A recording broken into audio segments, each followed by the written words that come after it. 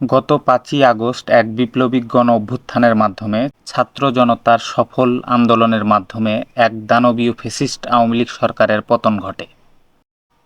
এর ফলে স্বৈরাচারী শেখ হাসিনার ১৫ বৎসরের শাসনামলের পতন ঘটে। চলুন জেনে নেয়া যাক যে ১০টি কারণে স্বৈরাচারী শেখ হাসিনার পতন হয়েছিল।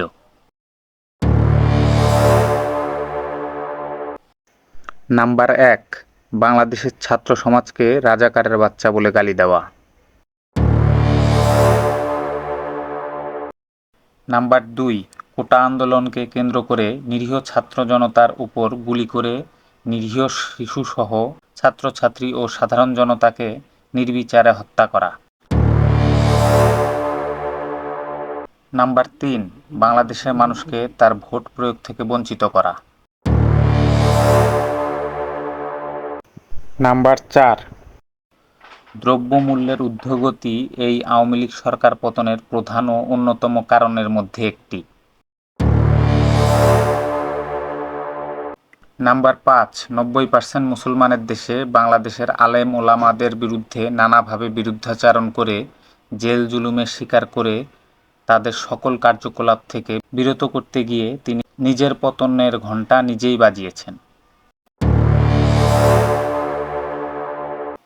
নাম্বার ৬, তার নিজ দল আওয়ামী লীগের দুর্নীতিগ্রস্ত সকল নেতাদের ব্যাপারে কোনো প্রকারের পদক্ষেপ না নেওয়া।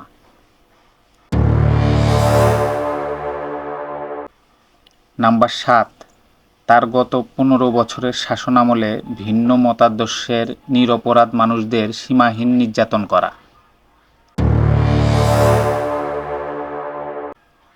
নাম্বার ৮, হাজার হাজার আওয়ামী লীগ সমর্থিত মানুষদের ভুয়া মুক্তিযোদ্ধা বানিয়ে রাষ্ট্রীয় সম্পদের অপব্যবহার করা এবং নিজ দলের লোকেদের কোটার মাধ্যমে বিশেষ সুবিধা প্রদান করা।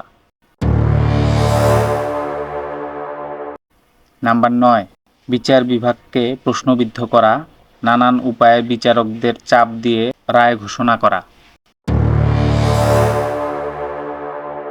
নাম্বার ১০, নিজ দম্ভ ও একগুঁয়েমি মতাদর্শের কারণে আন্তর্জাতিক বিশ্বকে নিজের বিরুদ্ধে উস্কানি দিয়ে নিজের বিপদকে আলিঙ্গন করা।